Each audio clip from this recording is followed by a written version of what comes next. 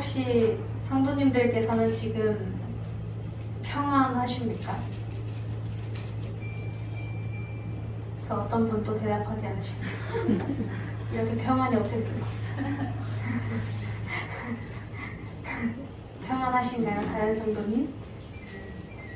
아닙니다. 오늘 본문의 기드온은 여호와 샬롬, 우리 샬롬 알죠? 샬롬, 평안이라고 고백했는데 이렇게 여쭤보고 싶었어요. 과연 우리는 지금 평안하십니까? 우리는 평안합니까? 만일 평안하지 않다면, 여러 가지 마음 가운데 사로잡혀 있다면, 복잡함과 답답함과 여러 가지 좌절감, 낭만과 짜증과 미움 가운데 사로잡혀 있다면, 우리가 오늘 이 말씀을 듣고 함께 여호와 샬롬이라고 외치게 되기를 간절히 원합니다. 오늘 본문에서 등장하는 주인공은 기드온입니다. 기드온. 11절에 보게 되면 이 기드온이라는 사람에 대한 성격을 대놓고 말하지는 않지만 우리에게 간접적으로 슬쩍 이 사람이 이런 사람이야 라고 이 사사기의 저자가 말해주고 있어요. 보면 요아스의 아들 기드온은 미디안 사람에게 들키지 않으려고 포도주 틀 밑에서 밀 이삭을 몰래 타작하고 있었다라고 합니다. 혹시 밀을 타작해 보신 분들이 계실까요? 밀은 와우 역시 해남. 밀을 타작할 때는 보통 어디에서 타작을 해요, 집사님?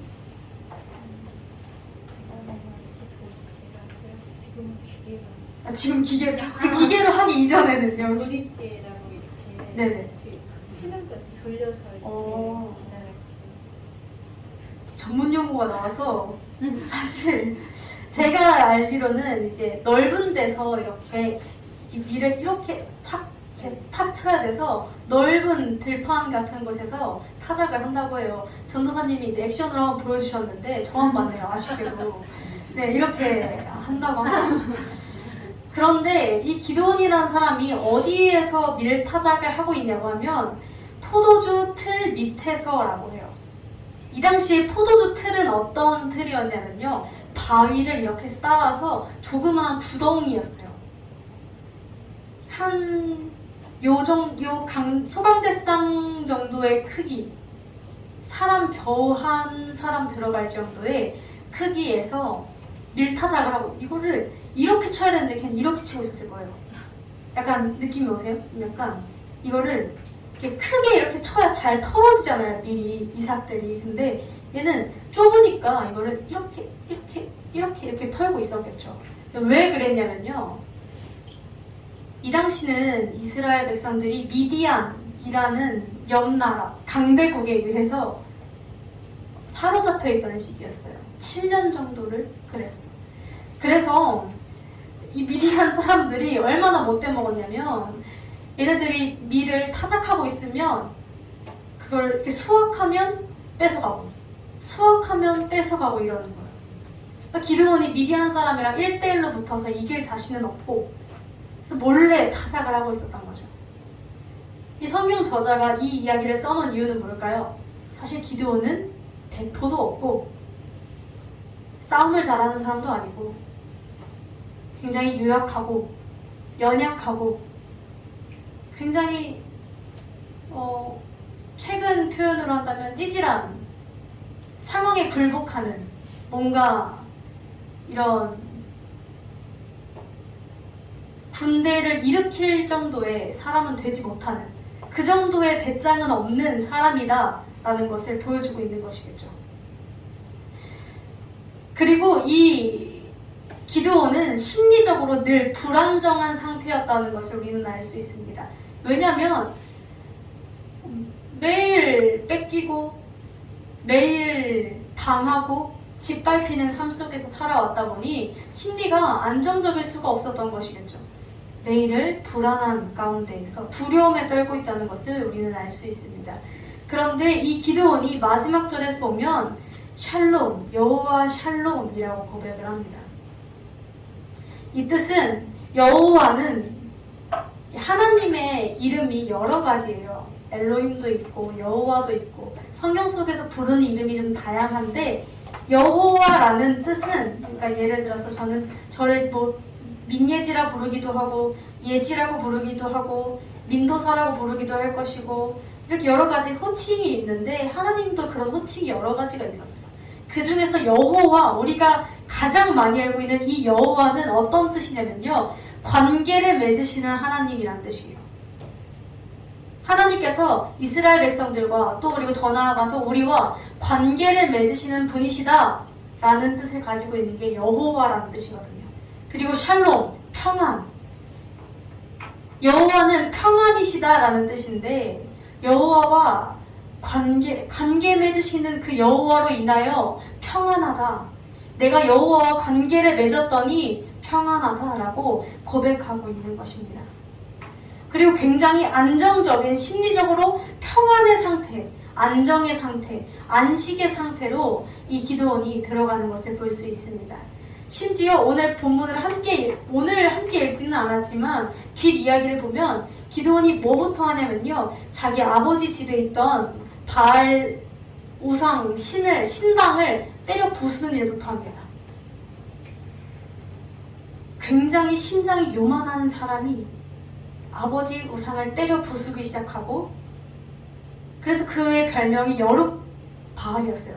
그러니까 바알을 대적하는 사람이다 라는 별명까지 붙고 그 후에는 미디안을 때려 부수는 하나님의 도구로 사용됩니다. 우리가 처음 포도주 틀에서 미리삭을 이렇게 몰래 수확하고 타작하고 있던 이 기드온과는 굉장히 다른 모습이라는 것을 우리는 알 수 있죠. 오늘 이 시간 우리가 이 기드온에게 어떠한 일이 있었고 어떠한 변화가 있었는지를 깨닫게 되기를 원합니다. 오늘 기드온에게 찾아오신 그 하나님, 우리가 그 하나님을 만나게 되기를 간절히 소망합니다. 먼저 첫 번째로 12절에 기드온에게 여호와의 사자가 나타나 이렇게 이야기합니다.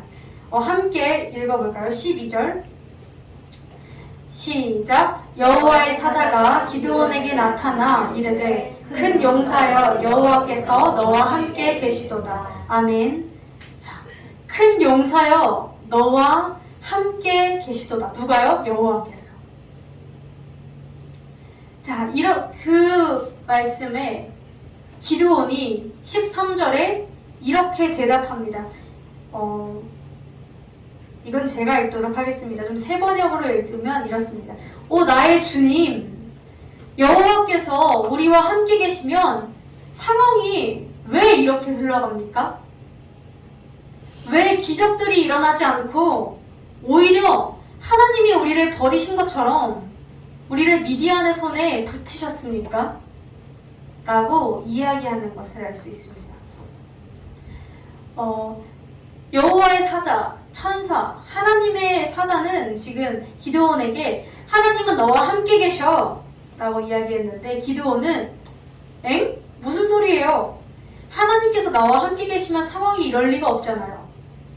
하나님이 이스라엘과 함께 계시면 모든 일들이 이렇게 흘러갈 리가 없잖아요. 내가 들은 하나님은 애굽에서 출애굽시키신 하나님이신데 홍해도 가르는 하나님이신데 왜 하나님이 함께 계시다면 나에게 이런 일들이 일어나며 이스라엘에는 이런 일들이 일어납니까? 우리를 버리신 것 아닙니까? 라고 반문하는 것을 볼 수 있습니다. 기드온의 마음은 어때요?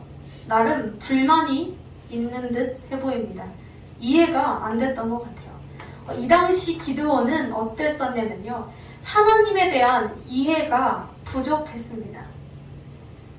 그것을 어떻게 알 수 있냐면 6장 이 1절부터 10절까지는 기드온이 등장하기 전에 이스라엘 상황을 설명해주고 있는데 이스라엘 백성들이 미디안의 손에 넘어간 이유는 1절에 등장합니다.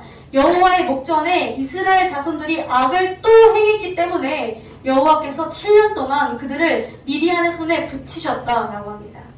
이스라엘 백성들이 고통을 당하기 시작한 것, 고난을 당하기 시작한 것은 하나님께서 함께 계시지 않아서가 아니라 이스라엘 백성들이 또 죄악을 저지르고 하나님이 아닌 다른 것들을 섬겼기 때문에 이런 일들이 일어났던 것인데 기드온은 모르고 있었어요.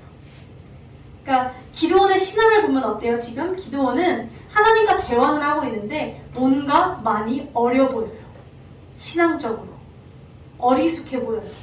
하나님을 대면해서 이야기하고는 있지만 뭔가 완전히 주님의 마음을 알거나 주님이 어떤 분이시라는 것을 온전히 알지는 못한 채 단편적인 능력의 하나님만을 보고 있다는 것을 우리는 여기서 보아야 할 줄로 믿습니다. 그러니까 좀 신앙적으로 어리다라는 것은 저는 항상 신앙적으로 어린 사람이라고 생각하면 저는 아니라고 생각했었거든요. 신앙적으로 나는 어리지 않은 것 같아 라고 생각했는데 이게 상황이 되면 또 어려지더라고요. 나이를 거꾸로 먹어가지고 어려지는 것 같아요. 상황이 7년 동안 어려웠으면 어려질만 해요. 기드온은 그래서 지금 그러한 모습을 보여주고 있습니다. 마치 이렇게 생각했겠죠. 하나님이 나와 함께 하시면 미디안 저 사람 정도는 그냥 깨부셔 주셔야 되는 거 아닌가? 라고 생각했던 거겠죠.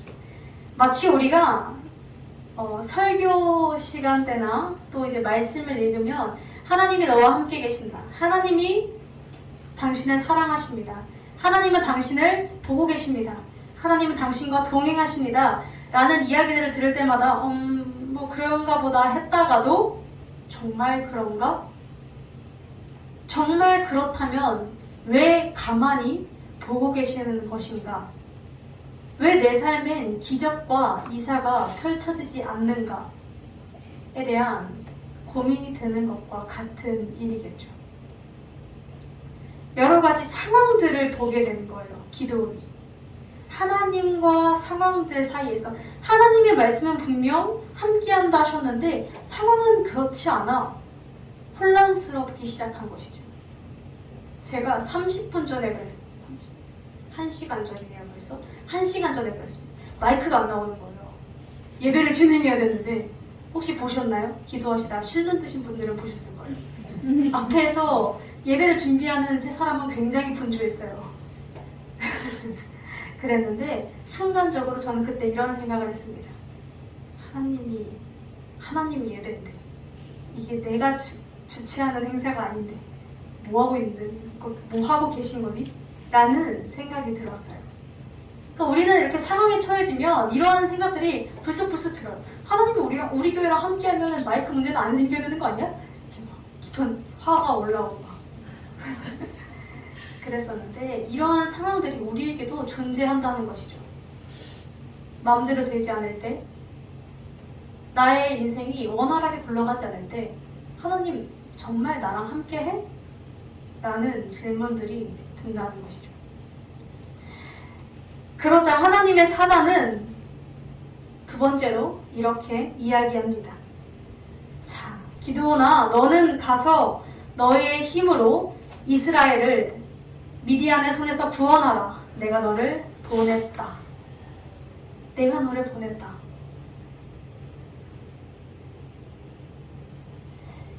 하나님께서 이번에는 기드온에게 사명을 주십니다. 그리고 이렇게 말씀하세요. 내가 너를 보냈다.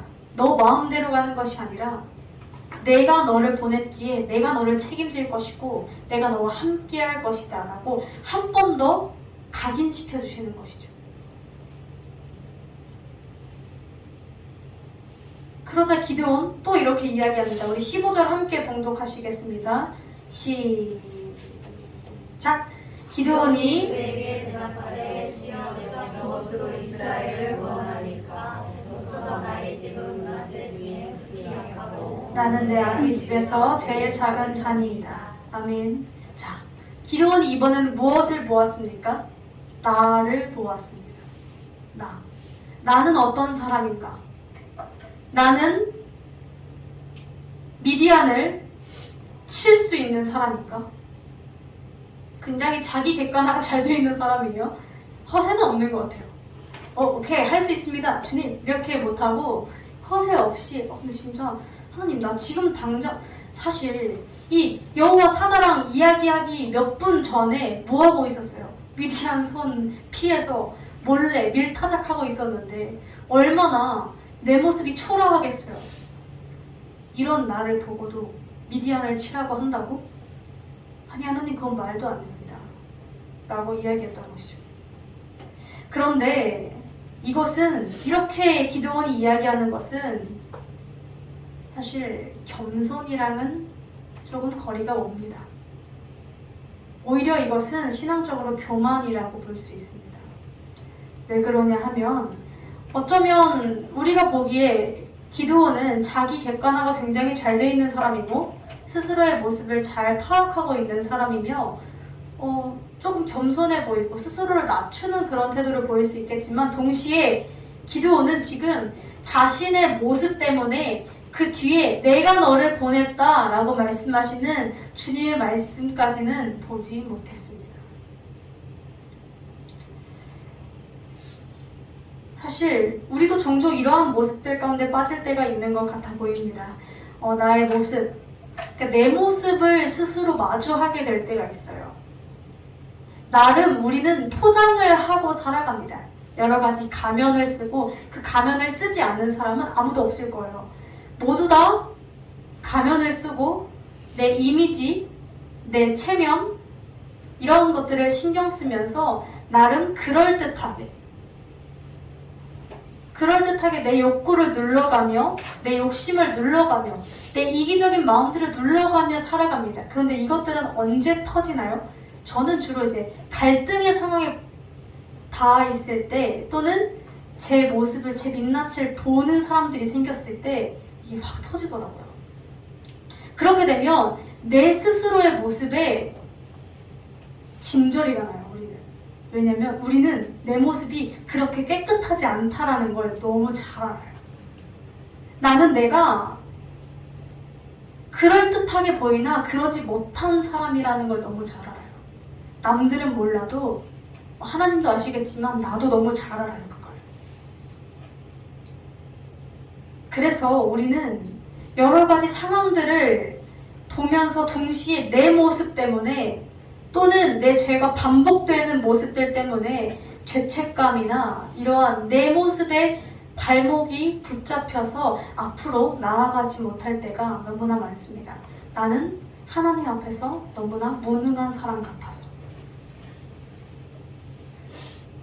또 하나님께 나오기에는 너무 염치가 없는 것 같아서.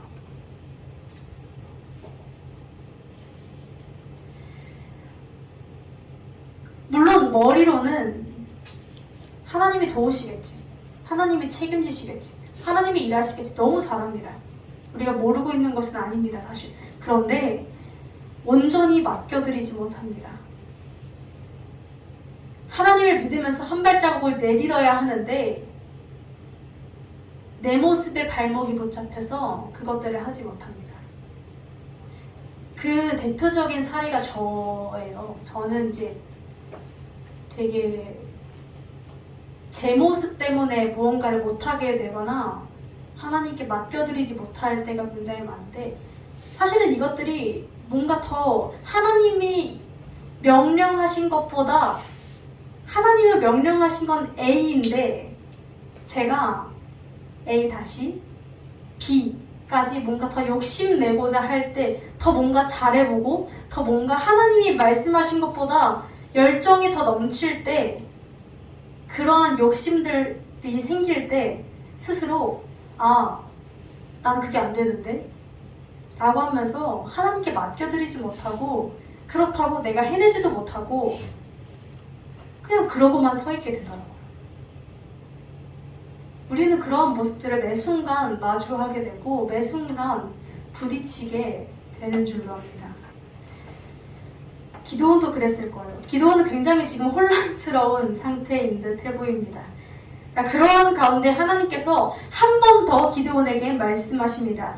내가 반드시 너와 함께 하리니 너가 미디안 사람 치기를 한 사람 치듯 하듯 하리라. 굉장히 정확하고 확고한 말씀으로 기드온에게 말씀하고 있는 것을 우리는 볼 수 있습니다.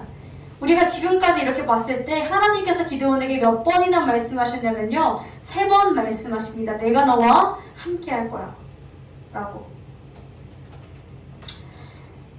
기드온이 이번에는 이렇게 이야기합니다. 하나님, 나와 함께 하신다면, 정말 내가 당신께 은혜를 입었다면 표징을 보여주십시오.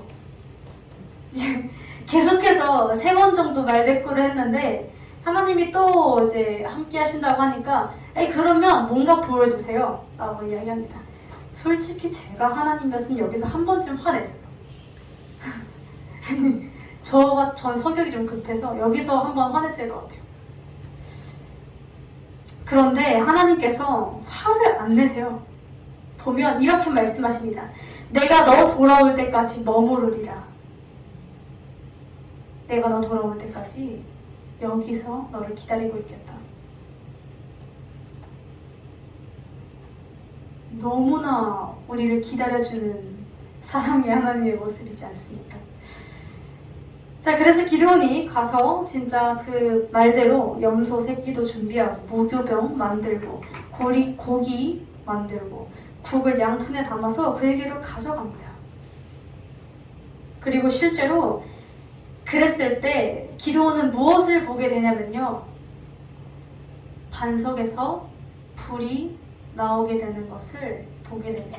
성령의 불을 체험하게 되는 것이죠. 자, 그랬는데 기드온의 반응이 사뭇 이상합니다. 뭐라고 하냐면요. 슬프도소이다. 주 여호와여, 내가 주 여호와를 대면하여 보았나이다 라고 이야기하는 것을 볼 수 있습니다. 슬프대요. 기껏 자기가 보여달라 해서 보여줬더니 슬프대요. 뭐 말도 안 되는 얘기를 하는 건지 잘 모르겠어요. 그런데 그러니까 아니 말을 해도 안 듣고 표징을 보여줘도 이게 슬프다는 게 무섭다는 거거든요. 무섭다고 그러고 하나님이 화를 안 내시네요. 또 근데 이 사람이 기드온이 왜 슬프다 했었냐면 이 당시는 그런 하나님에 대한 이미지가 지금이랑 좀 달랐어요. 지금은 우리가 아버지라고 부르고 주는 나의 친구라고 찬양을 부르기도 하고 나를 공감하시고 나를 사랑하시고 이런 이미지가 굉장히 많은데 이 당시에는 어땠냐면요. 신은 너무 무서운 존재예요. 신. 우리가 감히 고개를 들 수도 없고 아버지라 부를 수도 없고 그분의 발도 만질 수 없고 정말 그 신이라는 영향력이 이 시대 사상은 엄청 컸다는 거예요. 그러니까 기드온이 생각한 거죠. 그 신을 내가 정말 봤다고? 나 죽겠구나. 그래서 예전 이제 천사를 그려놓은 그림들을 보면 우리는 굉장히 큐티한 뽀짝뽀짝한 천사, 짜라란 이런 천사들을 생각하는데 이 당시 사람들이 생각했던 천사는 막 이따만한 막 이런 천사 막 무서운 보면 죽는 그런 정말 거룩해서 감히 할 수 없는 그래서 성경에 보면 여호와의 사자를 마주할 때마다 사람들이 막 벌벌 떨거든요. 그래서 그래요. 자, 그런데 이제 이 기드온이 그래서 우리가 무엇을 알 수 있냐면 지금 기드온이 내가 그동안 알고 있던 하나님은 너무 무서운 하나님이에요. 그렇죠? 내가 인식하고 있는 하나님은 무서운 하나님이에요. 이 무서운 하나님을 내가 봤네? 난 죽겠네? 라는 그 의식의 흐름이 된 거죠. 온전한 하나님은 알지 못하고 내가 머리로 알고 있던 무서운 하나님만 인식하고 있는 걸 우리는 볼 수 있어요. 이때 하나님께서 기드온에게 이렇게 말씀하십니다. 안심하라. 두려워하지 말라. 죽지 아니하리라.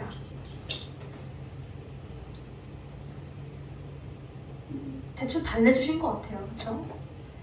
그리고 그제서야 기드온은 이렇게 고백합니다. 여호와 샬롬.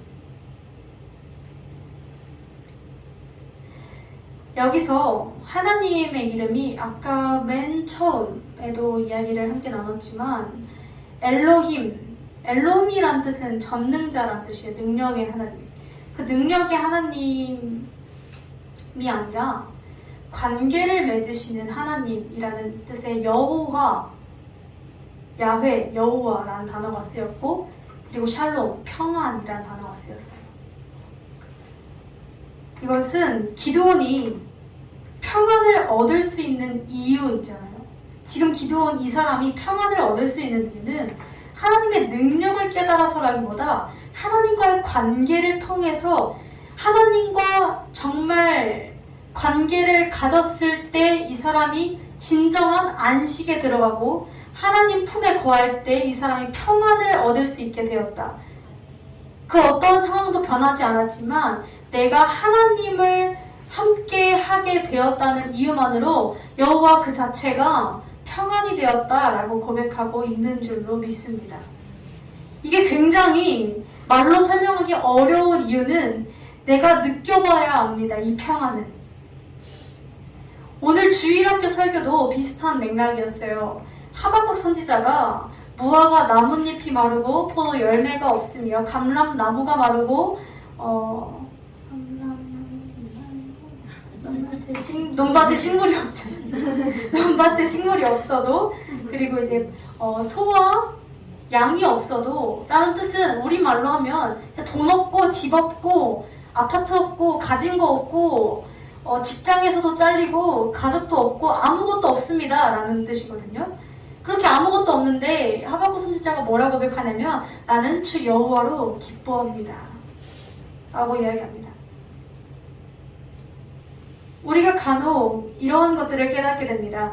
하나님을 만났다 라는 표현을 쓰죠. 네. 은혜를 입은 사람들, 성령을 충만함을 얻은 사람들은 말도 안 되는 고백을 하기 시작합니다. 하나님만 있으면 됩니다. 주 여호와만 나의 구원자십니다. 이게 멋있어 보여서 하는 말이 아니라 이런 말들이 나와요. 왜냐면 하나님만 있으면 다 되거든요. 자, 근데 우리가 이 비유를 제가 주일학교 때도 썼는데, 자, 지금 우리가 마음속에 내가 사랑하는 사람을 한 사람 떠올려 봅시다. 자, 떠올리셨나요? 떠올리셨나요? 안 떠올리신 것 같아요. 자, 눈 감고 떠올려 보세요. 당장. 떠올리셨죠? 좋아요. 눈을 뜨세요. 자, 이 사람을 생각하면 어떻습니까? 저는 되게 열정이 넘치는 사람이라서 그런지 이런 생각들을 하게 될 때가 많아요. 나는 상황이 너무나 제가 중고등학교 때 그랬어요. 내가 상황이 어렵고 환경이 어려워도 나는 내 친구만 있으면 모든 걸 다 할 수 있을 것 같아 라는 생각을 하게 될 때가 있었고, 또 누군가를 좋아하는 마음이 생기면 다 필요 없고 이 사람만 있으면 내가 행복할 수 있을 것 같아 라는 생각이 들 때도 있었고, 나는 다 없어도 우리 부모님만, 우리 할머니가 있으면 난 행복할 수 있을 것 같아 라는 생각이 들 때도 있었어요. 제가 이게 무언가 그 상황과 조건이 나에게 정말 충분해서일까요? 그렇지 않을 거예요. 그저 그 사람을 사랑하기 때문일 거예요. 그죠? 자, 제가 사랑으로 예를 들었는데 내가 돈을 정말 사랑한다면 다 필요 없고 돈만 있으면 될 것 같아 라는 생각을 하게 될 수도 있고, 다 필요 없고 일단 아파트만 한 채만 있으면 어떻게든 살아볼 수 있을 것 같아 라는 생각이 될 수도 있을 것 같고, 내가 이 직장에만 붙으면 어떻게든 살아날 수 있을 것 같아 라는 마음에 품은 것들이 각자 다 다를 수 있어요. 그런데 우리가 이 모든 것들을 다 생각해보면 그 자체로 그냥 우리에게 위안이 되는 거예요. 그렇죠? 자, 그런데 우리가 지금 생각한 이러한 것들은 우리에게 그 당시에는 위안을 줄지 모르나 어떻습니까? 영원하지 못합니다. 뭐 사람도 물질도 모든 것들이 연약하기 때문에 나에게서 언제든 떠나갈 수 있고 나에게서 언제든 손에 쥐은 것들이 사라질 수 있다는 것이죠. 그런데 이 하박국 선지자와 이 기드온이 고백했던 여호와 샬롬, 오직 하나님만이 나의 평강이 되시고 평안이 되신다라는 고백은 영원한 고백입니다. 왜? 하나님은 우리와 영원히 함께 하시기 때문입니다. 우리가 기왕 누군가를 의지할 거면 영원한 분을 의지하는 게 낫습니다. 기왕 우리가 누군가를 사랑하기로 했다면 능력 있는 하나님을 사랑하는 게 낫습니다. 심지어 그 하나님은 우리를 사랑한다 하십니다. 우리가 사랑하지 않을 이유가 없습니다. 우리가 이러한 것들을 직접 깨달아 보기를 원해요. 자, 그런데 제가 지금까지 기드온을 쭉 이야기할 때 기드온의 이미지가 어땠나요? 좀 뭔가 엉성하고 믿음이 있다기엔 좀 뭔가 부족해 보이고 어린아이 같고 이러한 것들이 보였는데, 그런데 우리가 주목해야 하는 것은 무엇이냐면요, 이 기드온은 적어도 계속해서 하나님께 반응했다는 것입니다. 물론 온전한 믿음은 아니었을지도 모릅니다. 상황도 보였을 것이고 때론 내 자신의 모습도 보였을지 모르지만 이 기드온은 그걸 혼자서 생각한 게 아니라 하나님께 반응함으로 하나님과 대화를 했어요. 어쨌든 기드온은 그 어떤 상황 속에서도 뭐 대충 넘어갈 수도 있는, 하나님이 야 너 가서 미디안 쳐라, 머리로는 안 믿지만 알겠습니다 이렇게 넘길 수 있었고, 하나님이 너와 함께 계셔라 했을 때 내가 마음으로 진짜 믿진 않지만 예 아멘 할 수 있었어요. 그런데 그렇게 포장하지 않고 내 솔직한 마음을 계속해서 이야기함으로 주님께 반응하고 화답했다는 것이에요. 자, 이게 왜 중요하냐면요, 하나님은 어떤 하나님? 관계를 맺으시는 여호와 하나님, 그쵸? 자, 관계. 하나님은 우리와 관계를 맺고자 하세요. 사람과 사람 사이의 관계를 맺을 때도 서로 대화할 때 반응이 일어나야 대화가 이어져요. 계속해서 제가 예를 들어서 뭔가 이야기를 하고 있는데 상대방이 귓등으로도 안 듣고 라고 한다면 저는 어느 순간 입을 닫게 될 거예요. 그렇죠? 사람과 사람 사이에도 이런데 우리가 하나님께 반응하게 될 때 우리의 관계는 더욱더 주님과 가까워지고 더욱더 주님과 뜨거운 사랑을 나눌 수 있다는 것이죠.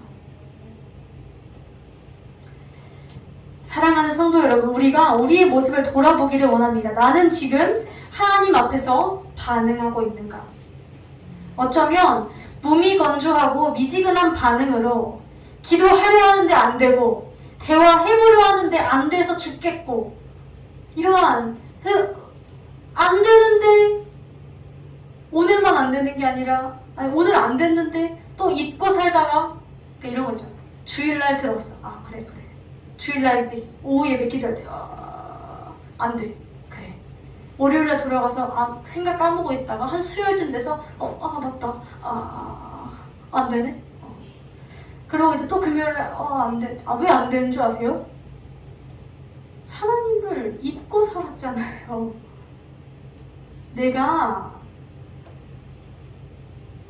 내가요, 물론 하나님의 전적인 은혜로 우리는 움직여요. 그런데 우리에게 필요한 건 주님께 반응하는 것이 계속해서 필요해요. 뭐 회개는 남이 해주는 게 아니잖아요. 그렇죠? 우리가 그런 우리의 마음들을 쏟아내기를 원합니다. 심지어 기드온도 그 불 봤을 때 이렇게 말씀하세요. 그 여호와의 천사가 이렇게 이야기해요. 자, 그거를 가지고 왔더니 20절에 하나님의 사자가 그에게 이르되 고기와 무교병을 가져다가 바위 위에 놓고 국을 부으라 하니 기드온이 어떻게 해요? 그대로 하니라. 무엇을 했어요? 순종했어요. 순종했더니 뭘 봤어요? 불을 봤어요.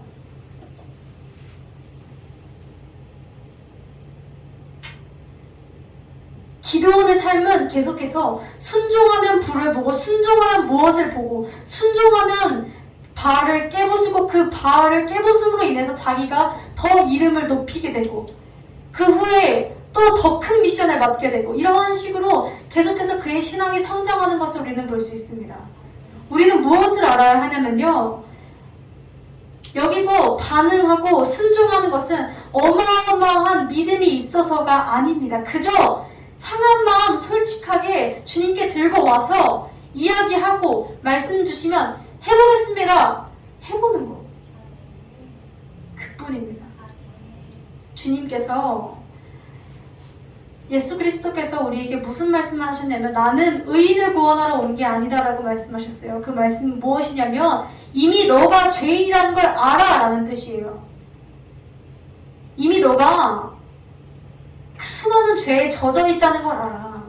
이미 너가 믿음이 없다는 것도 알아. 이미 너가 기도가 안 되고 마음이 복잡하다는 것도 알아. 그런데 나는 애초에 기도를 잘하는 너를 기대하고 온 게 아니야. 난 애초에 그런 예식을 멋들어지게 하는 너를 기대하고 십자가에 달린 게 아니야. 너무 깜짝 놀랐어요. 예수님인 줄 알았어요.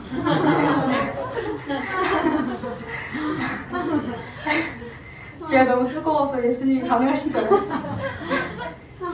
아니, 놀래요. 좀 진정하라는 뜻인가 봐요.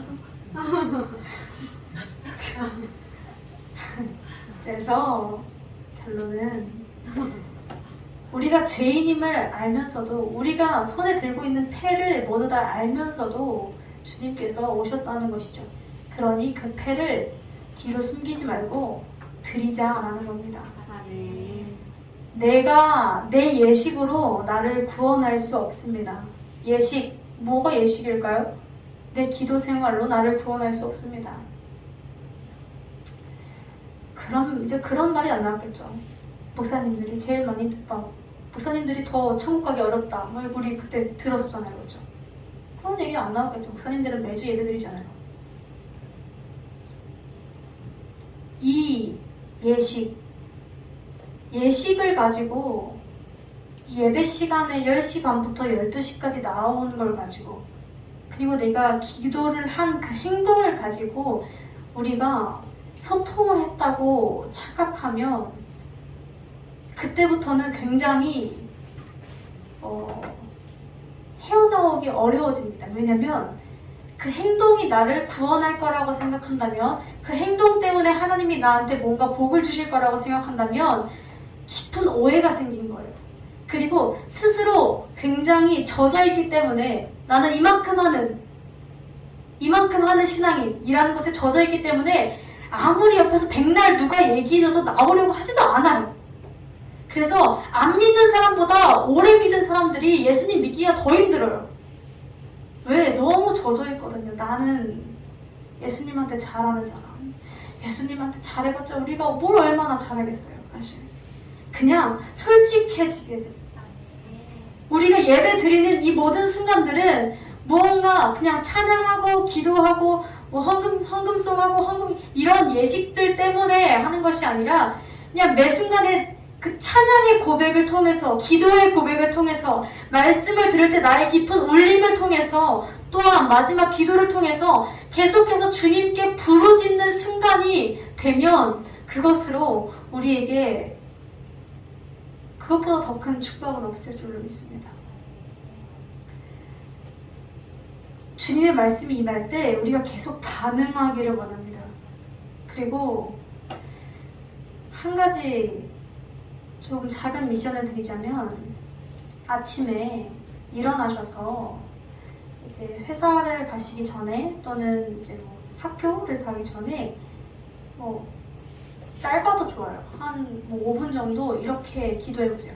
내가 오늘 일단 눈 뜨게 해주시면 감사. 눈을 떴는데 하루를 어떻게 살아야 할지를 마음에 그 길을 알려주십시오. 주님의 뜻대로 살기를 원합니다. 20초도 안 걸릴 거예요. 해보세요. 그리고 살면서 계속 생각해보고 우리 매일 기도하시잖아요. 매일 기도하러 나와봤으면 하나님이랑 피드백을 해보는 거예요. 하나님, 내가 오늘은 어떻게 살았죠? 말씀대로 순종했나요? 우리가 그러면 저절로 간증거리가 쏟아져 터져 나올 겁니다. 우리는 신앙은 체험이에요. 결국 내가 느껴봐야 알아요. 내가 기도해봐야 알고요. 내가 말씀 읽어봐야 결국은 깨닫게 되고요. 물론 주님이 일하시는 거지만 내가 남들이 말해서 아는 것이 아니라 내가 직접 느껴야 안다는 것입니다. 우리가 그러려면 계속해서 반응을 해야 될 줄로 믿습니다. 우리 성도님들이 지금 굉장히 많이 기도가 굉장히 굳이 비교하고 싶지는 않지만 저부터도 시작해서 굉장히 많이 죽어 있다는 것이 참 안타깝습니다.